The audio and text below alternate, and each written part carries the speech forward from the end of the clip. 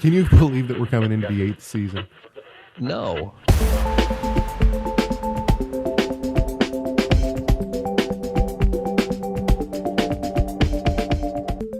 In season 7's intro, we talked about the fact that we are Trinitarian, that we're Calvinists, and that we believe that everyone is saved the same way. Abraham was saved the same way that I'm saved and you're saved.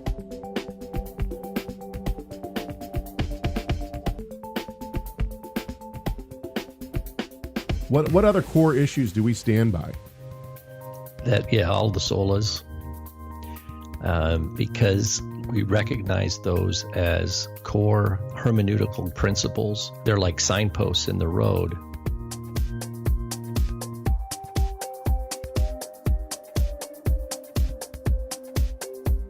You and I are both Sabbatarians. We both keep a kosher diet, and we celebrate the biblical festivals. People have said that we're part of the Hebrew roots movement. Other people have said we're part of the Messianic movement. I see that the idea of practice being different in all sorts of denominations, which is why I consider myself a non-denominational Christian.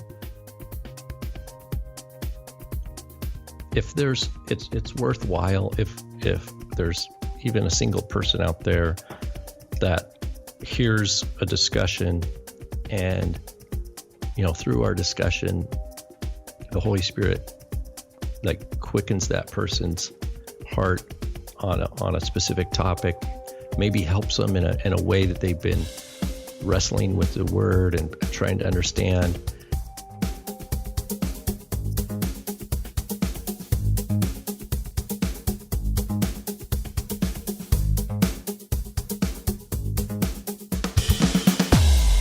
We have faith in Yeshua. We have faith in Jesus Christ.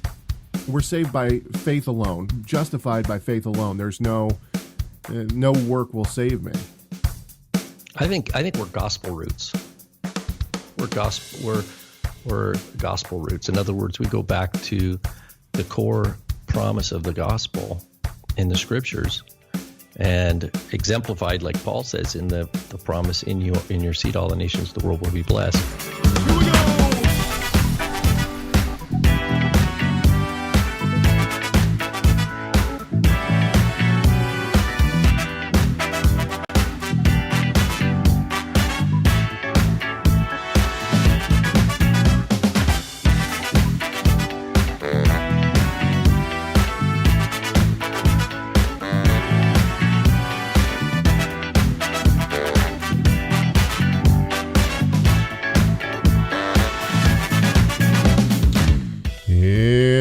Wednesday, November 24th, 2021. This is Messiah Matters number 365. Well, I'm back from ETS. My name is Caleb Hegg. And I am not back from ETS because I never went. I'm Rob Vanhoff. That was bad. Wow, good one. Can tell you're really putting a lot of time and effort into this show, man. Well, I could just what am I going to say when it's my turn? I can just compose like a single line and use it every time. Here's the greatest part about this show today. We have enough content that we could just drop right in and we still wouldn't be done by the time our time is up, which is great because it means that next week we will have something to talk about as well. Well, not only that, we could talk all the way into next season. That is also true. Yeah, you know what that means? That means I actually have to work on a new intro. That's always hard, man. We should have ideas. Should we see if any of you know what people should do? Listeners, I'll tell you what. Maybe I should get help with this from our listeners. If you're a listener, season 9. If you're a listener and you can recall it's a number of wholeness, any time throughout the past, what are we at, 9 years, where there was something that we said that was really funny or really interesting, that's short. It's got to be within like a couple or flat out wrong. You just something super heretical. You just clip it for us and send it to me and I'll try to put it in the intro. It'll be interesting to see if anybody does that. That's awesome.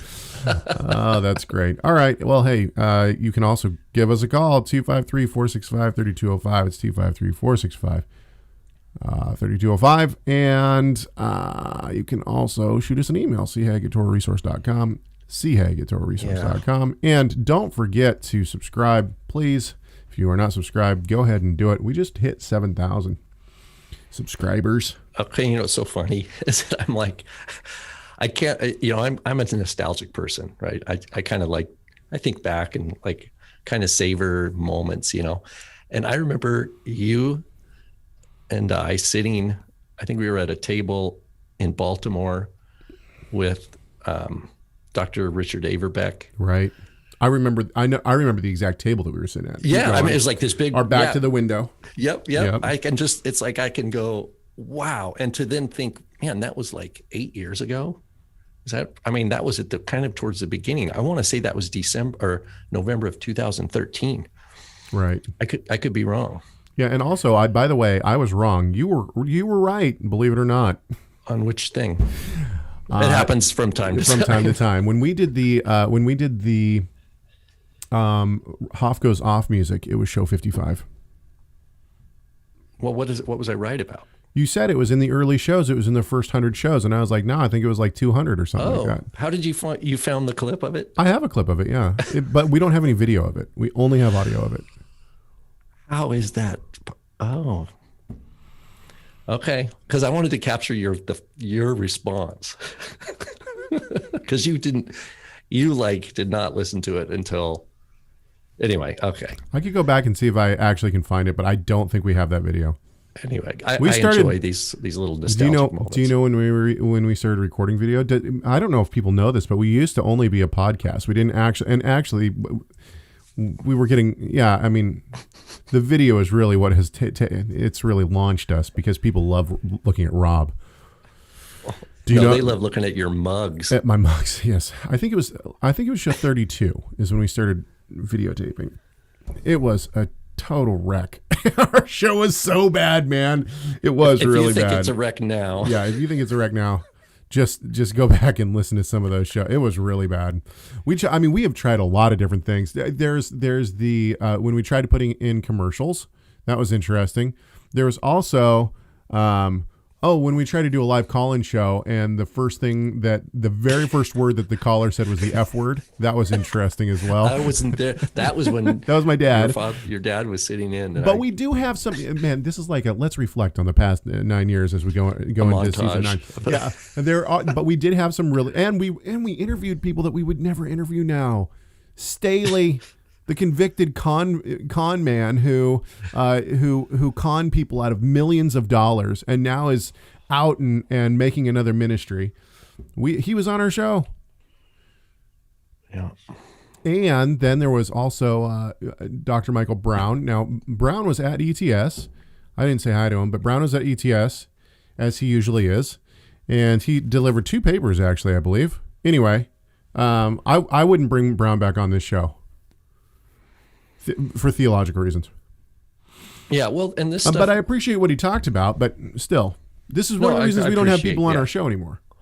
Yeah, well, we realize that as we develop, and this is one thing that social media and the internet has done, is like it's accelerated how soon we see what people really believe, like what they stand for and what they won't take a stand against.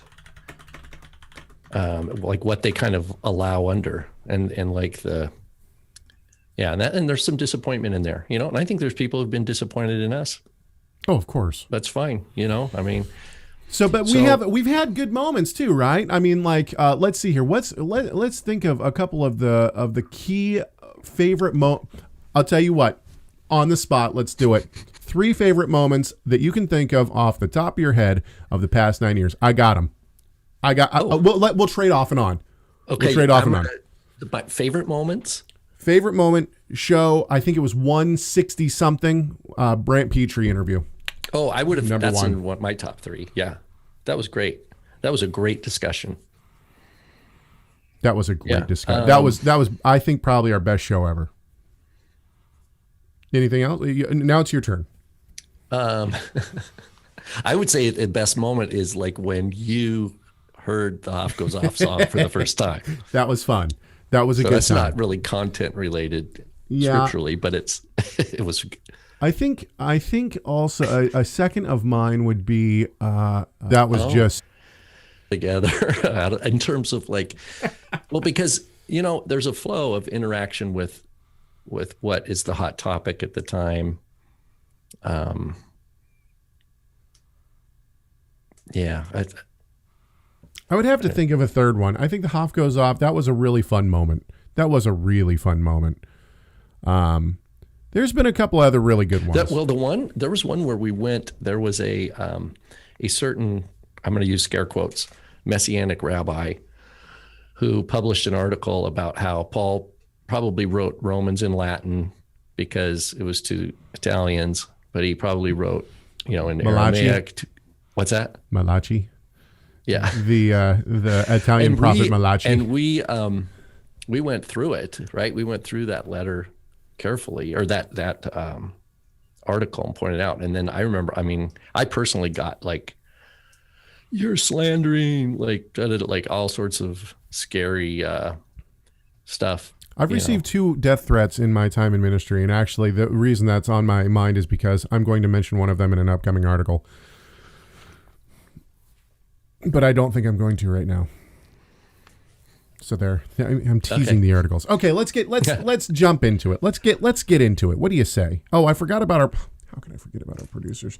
Let's just bring up our producers right now for everybody. Thank you, producers. Thank you, producers. And also, here's the thing, is I also recognize that we have not put any content in Messiah Matters More for a super long time, and we're going to do that. We're going to do that. In fact, I think what we'll do is I'll do a short recap of the ETS and some of the things that I learned, and Rob and I can kind of talk about those things. Since I wasn't there, I'll be a really good conversation partner. Exactly. Yes, exactly.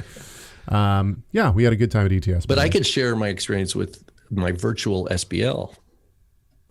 Exactly. So we can't. Save it. Yeah. Save it. We'll save it for those who are worthy. Okay. Let's jump in. We got some really interesting and fun stuff to talk about today.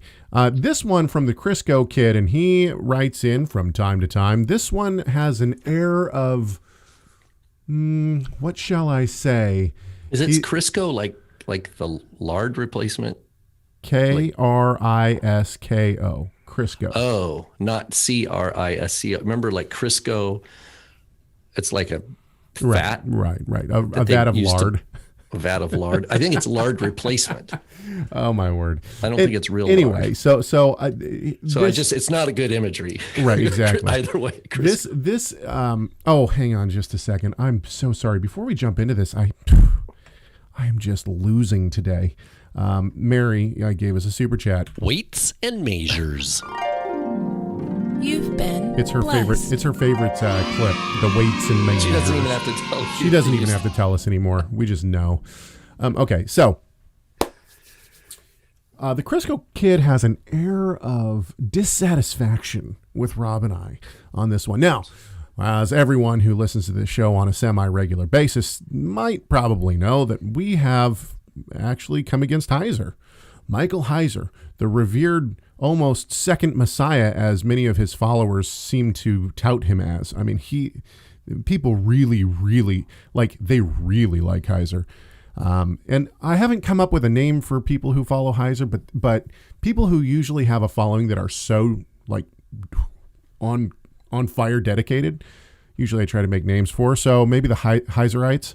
Anyway,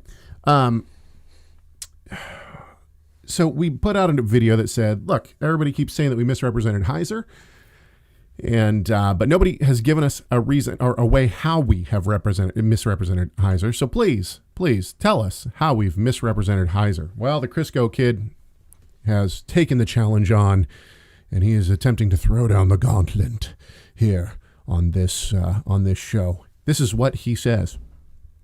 Here is just one way you misrepresented Heiser. He does not teach two Yod-He-Vav-He's.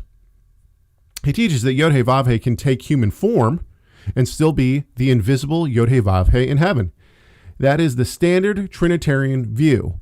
Even you guys believe that, I hope. And Yod-He-Vav-He rained down fire, quote, and Yod-He-Vav-He rained down fire from Yod-He-Vav-He out of heaven. Come on, Rob. You're a Hebrew scholar. read the text and tell me how and why you see it differently. I just gave you one example, how you misrepresented Heiser, so at least apologize for that one. Okay, so the gauntlet now has been thrown by the Crisco kid. Caleb, you're good at performing like text. Like you'd be a good, like if I were one of your kids, listen to you read stories, that would be really fun. Oh, I do voices. I can tell. That's my son says, can you read it? I say, no, you got to read this story. But you do the voices. Yeah, that's right. I try to come up. And the fun thing about doing voices is you have to make them all different. So really, there's a lot of different fake accents that come into my portrayal of people. Anyway. That's nice. Maybe we should have done. You took a test. That was not a voicemail, right? That was converted. No, that was a text. YouTube comment. And actually, maybe we should have changed it to maybe something like Irish. I just gave you one example. You misrepresented Heiser. So now at least apologize for that one. Nice. Hey, you've got that down. All right. So, Rob, are you going to be apologizing today? There's two. Let me make sure I'm on track. 2 points that the Crisco kid wants. The Irish kid, Crisco kid at this point. One is just the general concept. Heiser does not. I've got. Crisco kid is not the office. And then we've had other people say the Crisco kid. It was just the comment that was easy to read. So okay, right, yeah. Please explain. I've heard from others as well. So this is not unique to here. So what I'm hearing is I have a job that has two parts here. One is to say, what does Heiser teach about two Yahwehs? Right. If I can demonstrate that, and then B, address this passage from the destruction of Sodom and Gomorrah. Okay, is that it? Yeah. Yeah, and it looks like our video froze. So let's give just a moment here to see if it comes back. Chat room, tell us if it comes back. Tell us when it comes back, or refresh.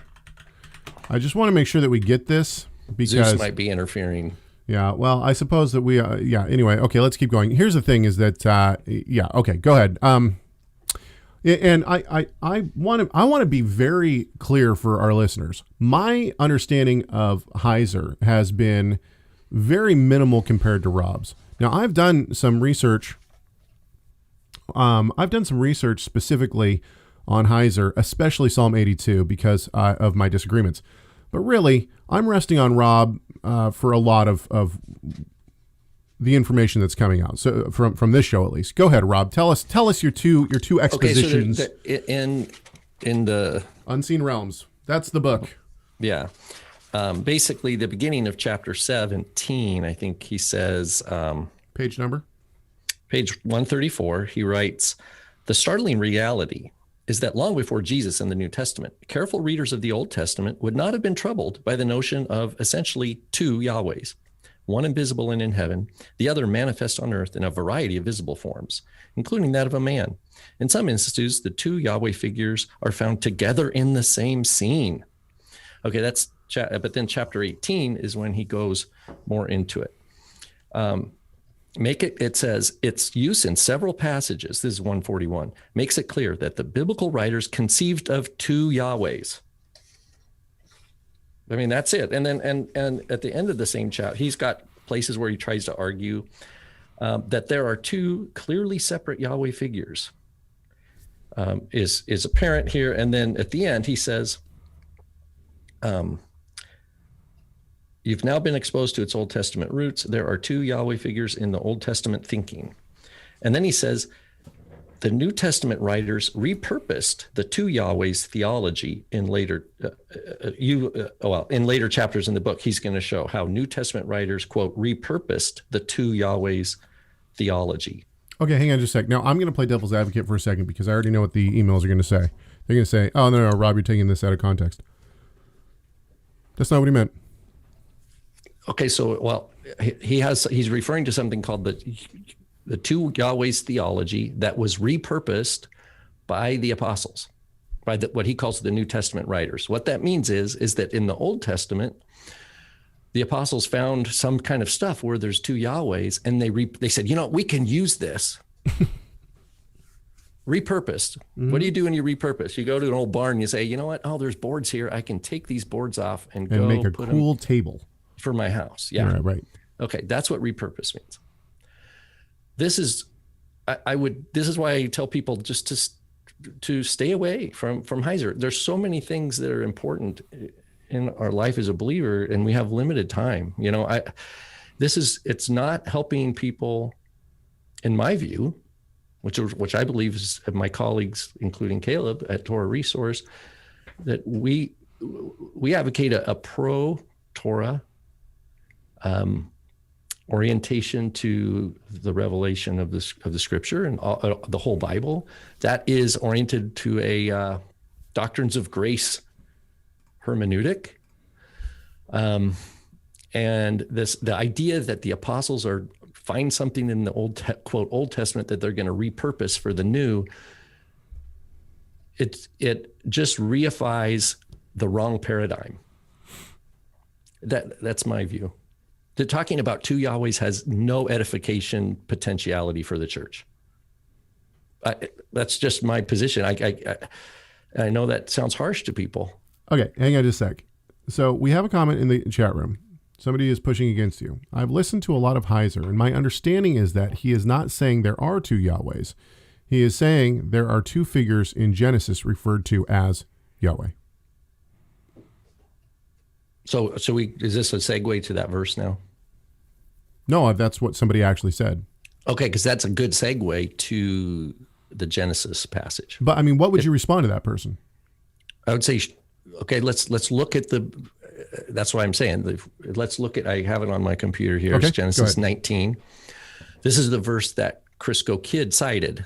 So I'm thinking that that's whoever typed that comment in. This is Uzi L is the person in the chat room. Keep going. Oh, okay. So Genesis 19, I'll put it on my other screen because it's going to be weird for me to read it there. Okay. So the text that Crisco Kid mentions is Genesis 19:24. And this is how it reads, first in Hebrew. Vadonai himtir al Sodom v'al Gomorrah gafrit va'esh me'et Adonai min hashamayim. Okay, so it's the NASB. Then the Lord rained on Sodom and Gomorrah brimstone and fire from the Lord out of heaven. And so the question is, or the forced position is, the tetragrammaton appears twice here in this passage. There you go.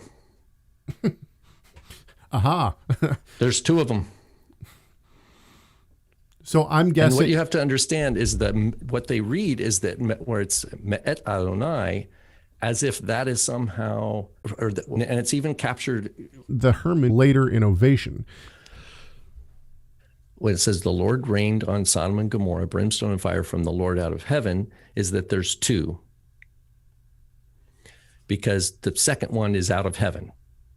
But out of heaven modifies the fire and brimstone. The from the Lord, and they're two completely different prepositions in the Hebrew, and they're from the Lord and out of heaven. And it's captured exactly right in the Greek translation, that it's the fire and it's the brimstone and fire that are coming from heaven.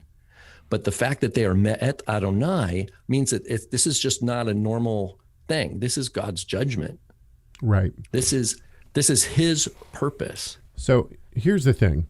And I want to jump in here. Now, once again, I have not done nearly the research on Heiser that Rob has done. I've done research on Heiser's view of Psalm 82. With that said, just to Jeff's comment, which remind me is, wouldn't the hermeneutic value be that this is an indicator that the ancient Israelites out Scripture? There is no Trinitarian that I know of anywhere that would say that there are two Yod He Vav He's. There's no one who would say Christ is a second Yod He Vav He. And I think your dad wrote an article on this like 20 years ago. Right. The greater and the lesser Yod He Vav He. Exactly. There was someone out, this was before Heiser got traction. You mean in the Arius? Marketplace. I mean, this has been going on literally since the very first beginning of Christianity. Now, real quick, are people say that we are continue to freeze? We will we'll download and then re-upload this video. So I apologize, and what can you do? But anyway, the point is that I don't believe that you would have first of all you would never have someone in the time of the Tanakh who's writing the Torah or writing the prophetic books say, oh yeah, there's two Yod-Heh-Vav-Hehs in heaven. Or that it's a theology of the Old Testament. Or that it's a theology of the Old Testament. There's one God and one Yod-Heh-Vav-Heh. That's what Heiser's saying in his book. And this is, I mean, if you want to say, well, he didn't mean that, watch some of his videos. Well, this is his most popular publication, I think. And it was very, I mean, he says it took years and years to write this. This is every word was carefully planned and gone through many editors. And the viewpoint here is that the New Testament writers repurpose an Old Testament theology called the two Yahweh theology from the Old Testament. But this is the thing. And it's just, that to me, that I believe that accurately represents what he is saying here. And otherwise, why would he write it, right? And that's not, and my point is that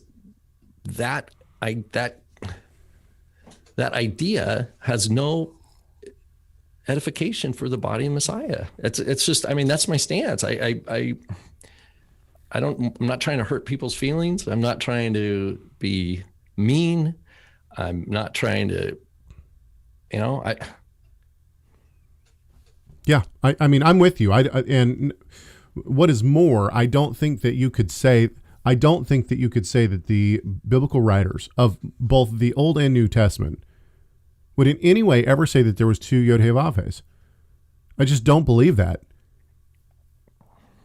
I'm sorry, I just don't think that was in their mind. And the reason why is from the very beginning you have the notion that there is one God. The Shema was in the forefront of everyone's mind. We have one God, and he rules all. I've actually been reading in his dissertation more recently than I've been reading in Unseen Realm, although I've got Unseen Realm is marked up quite a bit in the margins. And I think he does talk about it in the Unseen Realm, but in his dissertation, which is almost 15, 20 years old now, he does say that the Shema does not exclude the existence of these other gods, that there are other gods, and that it's what he calls Yahwehism, Yahweh onlyism. That in other words, for Israel, they were not to be idolaters, meaning that these are other gods that have statues associated with them. Israel was not to do that. Israel was to recognize the existence of these other gods, but to also realize that Yahweh put a boundary around Israel and said, look, I appointed those nations to have those gods. You follow me. And that's his main claim. So, okay. which is another silly point, because we understanding the difference between why not three Yahwehs then? You might understand the notion Father, Son, Holy. You can't see it. And so we see God show up in human form within the Tanakh. But the idea that there's two Yahwehs is that's not my wording. It seems to me from what Rob has read out of the quotes, it seems to me that Heiser is using the term two Yahwehs. And to me, that is not Trinitarian theology. And once again, I could be. Well, what I think people will respond to, I just got a note that says my internet might be you froze weak, for a second. I think people in Heiser's defense, people will say, well, what he means is this is the worldview of the people of the time, and that Christian Trinitarianism builds off of that. And so the claim... So progressive revelation. And that Heiser is in a good way defending Christian doctrine against claims of like later rabbinic Judaism that say it's a heresy to say that, or even Muslims who say God has no son, right? So I think there's people who will read Heiser as a helpful solution apologetically against, let's say, Orthodox Jews and Muslim devoted Islamic faith people, Muslims, who are making claims against Jesus as like an impossibility. Dismissive of the gospel claims. So I think that's an area where Heiser's taken root as like a helpful in the apologetics of the gospel against more contemporary claims. But he grounds his position in ancient Near Eastern literary motifs about the heavens and the divine council, and then what I think he calls intertestamental period, like between the end of the Old Testament and before the New Testament, and you have what were Jews doing at that time. Let me see if I can be helpful here. What I hear you saying, and correct me here if I'm wrong, but what I hear you saying is that what Heiser has said is that within the Old Testament writers, what they see is two figures that are Yahweh, and therefore and once again, not necessarily affirming the name Yahweh, but just for ease of use. This is what he puts throughout. Right. Yeah, so they see two figures in the same text that are Yahweh, and therefore you have almost a monolatry, but really it's two Yod-He-Vav-Hes, two Yahwehs in heaven. And they're not thinking within Trinitarian terms. I'm reading between the lines a little bit. Heiser's saying they're not really, from what I understand you saying, Heiser's saying they're not really understanding the Trinitarian motif. But then it doesn't seem like he's and correct me if any of our listeners can correct me, but I don't think Heiser is saying that the ancient Israelites' religious worldview was Trinitarian. I don't see him making that claim. Then we come. I see him making the claim that they were monolaters. They believed in all these gods, but in other words, they didn't trust in them, but they believed that they were real, and that their God was real, and that they needed to be devoted only to their God and leave the nations be. Right. And we read the quote where he says that the writer of Deuteronomy was certainly a monolatrist, right? Yeah. Oh, yeah. His dissertation is, So the ancient Israelites were monolatrous. So then the New Testament writers come. They take this idea of two Yahwehs in heaven. They take the idea of monolatry, and they say, "How can we make this work? Let's borrow this understanding, and we'll write it into the." And they essentially come up with, and maybe through progressive revelation, they come up with this idea of the Trinity, and this is what's written into the New Testament text. Is that how you are understanding this? Yeah, I'm not as clear on how he. How he would articulate the Trinity. I don't want to. In Heiser's defense, a lot can change in a person's theology over 20 years. However, it seems to me, from the little that I have heard, and granted it is little, because I have not read Heiser's dissertation, but if you take Heiser's dissertation and you take his Unseen Realms book and you put them together. Now, once again, we're 15, 20 years apart from each other, and maybe there's some change in theology. But if you take those two writings and you put them together, it seems to me like what he's saying is he's not saying that there's a Trinitarian view of God within the Tanakh. What he's saying is there is a view of monolatry, which is two Yod-He-Vav-Hes in heaven, and that this is what the writers of the Tanakh believed. It's not until you get to the New Testament that you have a view of the Trinity. That's how I'm hearing it. Now, I could be wrong once again, but that's how, if you put those two writings, and this is mainly addressing what Jeff has written, I think I understand where Jeff is coming from in the idea that it sounds like what Heiser is, what I hear Jeff saying in his comment is that Heiser is attempting to explain the Trinity within the Tanakh, just as modern Trinitarians would. But if we take Heiser's dissertation and put it up next to his work, I don't think that's how you could take it. Clayton says, just invite Heiser on the show and ask him yourself. That wouldn't work. 2 videos. I'm like, man, this guy, this is wow, really? Like, is he really going there? And, but in my view, yeah, I would see no value to having him on the show or just it. Okay, let's move on, Yeah. because actually Heiser has now taken up 20 minutes of time, which I thought was going to take 5. Heiser! Anyway, so let's move on to Caden. Caden has written in, and he has said, we're going to try to hit maybe 2 or 3 of these quick. Caden has written in, he says, I have been in recent debates about God's Torah, and a question regarding incest has piqued my interest. I have searched for an answer far and wide and have not come up with anything that rests with me. I recognize that God's Torah is eternal throughout all generations, Adam to today. And within this, I'm going to guess that Caden also believes that the Torah was given to Adam. I'm going to guess that, and correct me if I'm wrong on that. Something God declares as sin against his holiness cannot change. If he could, Yeshua's sacrifice would be in vain. I tend to hold to this view as well. That being said, what was God's Edenic plan for mankind in the garden regarding procreation? Additionally, with Adam, and again with Noah's family, did God back himself into a corner where commanding his people to sin through incest was the only form of repopulating his world? Okay, and he goes on to reference Romans 5:13, why he doesn't think it works in this. Okay, so Mike, I'm going to try to hit this quick. My response to this, Caden, would be this.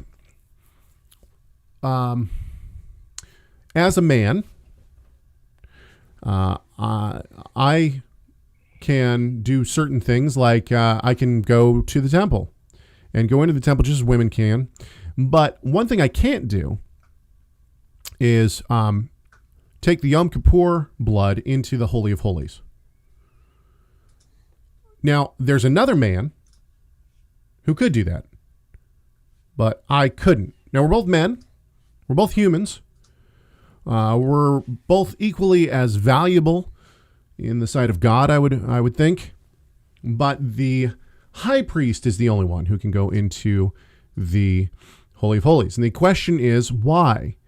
Well, because there are specific parameters around that commandment. He has to be of a certain line. He has to be of a certain age. He has to have no blemishes, so on and so forth. So there's many different things that would disqualify me, starting with the fact that my parents are not the right parents for me to perform the action of walking into a space to perform an action. And now there's actually a lot that could go into this, because I'm going to make a statement that a lot of One Torah people will probably not like. And that is, get ready with your tomatoes and your rocks. That is that... You'll only hurt your own computer. Yeah, exactly. God has different commands for different people within some specific instances. Now, the reason that people who hold to One Torah, as myself, I hold to a One Torah theology, what has been called pronomian recently. One reason that some people don't like that is because those who oppose one law theology and those who oppose pronomian theology would say, well, God has different commands for Gentiles than he does for Jews. We don't see that in any of the scriptures from Genesis all the way through to Revelation. But with that said, we do see different commands for people in different instances. For instance, I'm never going to have to worry about the laws of Nidah, of a woman becoming unclean through her monthly cycle. Why? Because I'm not a woman. So obviously those laws don't apply to me. I'm never going to have to worry about the laws of walking into the Holy of Holies. Why? Or the holy place for that matter. Why? Because I'm not a priest. So all of this to say, we can see that there are specific instances where where one law would offend God's holiness if I did it, but would not offend God's holiness if another person did it. Be fruitful and multiply. He's another person who try to provide framework, and then you put the Bible in that framework, and then it helps you understand the Bible better, so-called, right? Now, I don't mean he agrees with Heiser. I have no idea on that. But he does this to Genesis. And he says that Adam was not a real person. Right. And this is he probably was at ETS. I mean, this guy. Oh, dude, there was a knockdown. Wait. Let me finish this thought, okay, and then going. you share. Walton argues that Adam was not there was all sorts of humanity, and that kind of he says that Genesis doesn't really tell us where they came from, so that Adam and Eve were just represent like an initial family. Right. But there were other peoples already on the world like that. And so I think, and then it answers the question, well, who did Cain marry? Like, who was Cain's wife, right? And then who did Cain's son marry and stuff like that. And, but of course, this is also a problematic person who knows the languages, he knows Ugaritic and ancient Akkadian and Hittite literature, and then uses that. And Egyptian, of course, ancient Egyptian texts, and tries to say, you know what, the world can really be as old as the geologists say, billions of years or whatever. And the Bible's not trying to teach us that. The Bible's just trying to teach us about how God selected certain people from among, whether we evolved from pond scum or whatever. So it's just another. Jeff Young knows where I was going. I wasn't at the session, so I can't really talk. What session? What was it? There was a session that was a response panel to William Lane Craig's new book, and I wasn't there, so I can't really talk about it. But William Lane Craig was defending. Actually, I shouldn't talk about it because I don't actually know. But at one point, somebody stood up, asked the question, "Are you a theistic? Do you believe in theistic evolution?" He wouldn't answer, which is actually smart on his. Jeff Young was there, and Jeff told me all about it, and his commentary would be much better than mine. Okay, with that said, and I do want to just follow up on this. I don't think that we can apply the same thing to Noah's family. Noah's family had his daughters had husbands, right? I mean, the idea of incest with their father. Now I might be getting mixed up on who had a spouse and who didn't. But that Lot and his daughters, you mean? No. Noah. Okay, Noah's sons had wives. Had wives, right. But okay, let's think about this. I'm thinking of Lot's daughters. Never mind. I would venture to say that Noah's wife, as well as his 3 daughters-in-law, were of the line of Shem. Or sorry, not of the line of Seth. I misspoke. You have Sheth and Shem. They're Seth, not of the sons of Cain and the daughters of Cain. But we're not told. I mean, so that there are things that the Bible just doesn't tell us, and so those are on a need-to-know basis. Okay, well, let's move on. We're trying to move quick here because we actually got a lot that we're supposed to get to. I don't think we're going to get to all of it. Kyle writes in, he says, "Hello, could I have receipts for Rob's claim? Specifically, the claim about Judah the Prince writing the oral Torah or editing it orally and then repeating it. I think this would be helpful knowledge for my community." And go. That's awesome. I love that phrase. Thank you, Kyle. Can I have receipts for that? It's like accounting terminology. So if he emails us, I can send a link that might be helpful. But basically, long story short, we have in the, I think, 9th, 10th century, we have a famous rabbi from Babylon. So this is after the era of the Talmud, but before like all the medieval commentators like Rashi and Rambam, etc. And his name is Sharira Gaon, and he gets letters from all over the world, the Jewish diaspora, from Egypt, from North Africa, back to Babylon, and they're asking him questions. So these are Jewish communities that are like trying to live a halakhically disciplined life, according to the rabbinic tradition. but they have questions. It's kind of like an early Rob and Caleb show where people email questions. They write him letters and they say, hey, where did the Mishnah come from? Like, where is this? It's not in the Bible. A good question for today's internet, right? But this is over 1,000 years ago. And we have 2 copies of his letter that were preserved in different cultural milieus, but they don't agree. One version of Sherira Gaon's letter says that Yehuda Hanasi, that's Judah the Prince, actually wrote out the Mishnah. And the other version that comes down says that he composed it, but he composed it in his heart, like as a memorized composition. And then he taught that to other people and made sure they memorized it accurately. Ask Caleb about memorization. He knows that.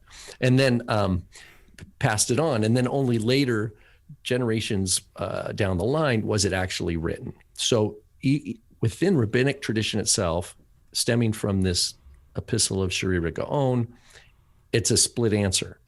However, if we look at Rambam, that is Moses Maimonides, in his commentary on the Oral Torah, that's actually not it's kind of a commentary. It's actually a recodification of the oral law. He, in his introduction, he talks about how from Moses all the way down, it was the what's called Torah Sheba'al Peh, oral Torah that is on the mouth, was transmitted exclusively from teacher to disciple, teacher, disciple, all the way down. And only occasionally, down that historical timeline, individual rabbis would write down little notes for themselves to help them memorize, and help them learn the material. But those were only for personal use, and that they weren't preserved as scripture or anything like that. It was just like, it was like you attended a lecture, you made some little notes, and then those, disappeared in history. So Rambam's idea of the conception of the transmission of oral Torah over the generations has a little bit of element of writing, but it's never the main deal. It's never authoritative. It's always personal notes of lecture attendees, basically. Then he says it all changes with what he says, Rabbeinu HaKadosh, our holy rabbi, who is Judah the Prince in his view. From Moses all the way down, it was oral. But because people were forgetting the Torah, now this is around the year 200, right, roughly. So this is over a century, almost a century and a half past the destruction of the temple. And Judah the Prince, living somewhere in Galilee, according to Rambam now, actually composed in a book and codified, basically made a handbook of all the oral tradition, because it was being forgotten, because students were few, Israel was not in control anymore, there was no temple, and there was a threat of it being lost. And in the context of the threat of oral Torah being lost, that's how that was the okay. That was the legitimation to do something new, to write it down, whereas it had been forbidden to make an official book of it in all the prior generations back to Moses. So Rambam is the first medieval commentator that I know of that really hits it home the way I'm explaining it. Like, this is his picture. But to this day, if you want to study oral Torah, you go to a written text, right? I mean, even in the most ultra-Orthodox, insulated communities like Mesherim, right? No outside, like sharp line between us and all other Israelis, right? Or even other Jews. Like, if you're not one of us, basically stay out of our neighborhoods. And we don't pay taxes, right? We actually are supported by the government, and we don't fight in the military. Our study is more important than the soldiers, what the soldiers do, et cetera. When they study Torah Sheba'al Peh, it's written, it's printed text, right, of the Talmud. So, and that's true all the way back to Rashi. So no matter what happened with Sharira Gaon in the whatever 9th or 10th century, in the 11th century with Rashi in France, that's Shlomo ben Yitzchaki, right? Yitzchak, he writes a commentary on the Babylonian Talmud, and it's a text for him. He's not commenting on an oral text. He's commenting on a text that he has in manuscript in front of him. So it had already transitioned to a text, written word culture, even though it was still ideologically called Torah Shebe'al Peh, oral Torah. Okay. Sorry, that was a really long explanation for 2 receipts. Okay, thank you very much for that. Let's move on. I want to get to one last thing before we say Happy Thanksgiving to you. Brandon, who's in the chat room, says, will Christians be required to present sacrifices at the temple if it is rebuilt? Yes. No more expansion on that is needed. Anyway, did Jews... we talked about that a little bit 2 weeks ago. We'll talk about it again probably next week. But I want to get to the second part of the question. Second part of the question is this. Did Jews in the diaspora all make it to Jerusalem to keep the appointed times and present sacrifices for sin? No, they did not.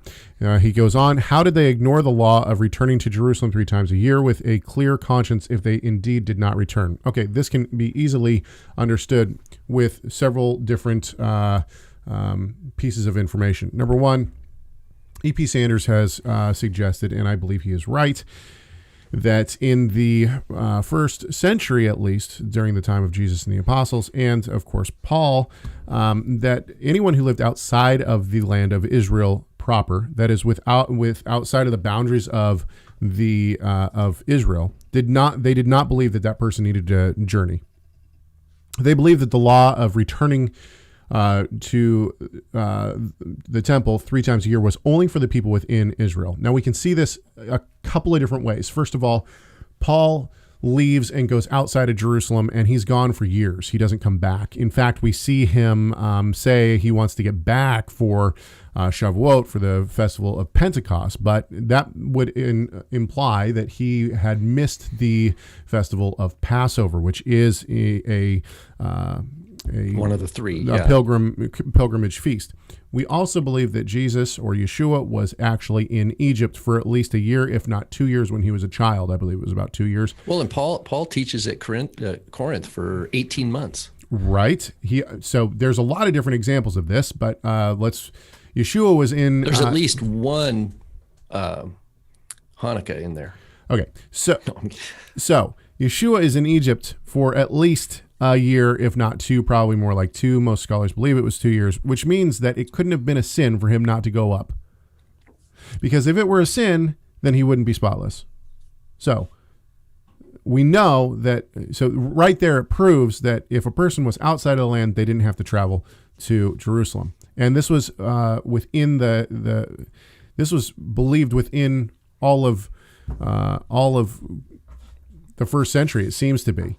And Paul tells the Corinthians that basically he tells them that they are to celebrate the feast. What feast is that? He's talking about Passover. He doesn't tell them to celebrate the feast by traveling to Jerusalem. It would have been about 450 nautical miles if they went straight across the ocean, across the sea to get there. And so the answer is no. People did not go up 3 times a year. And actually there is provision for if a person cannot make it.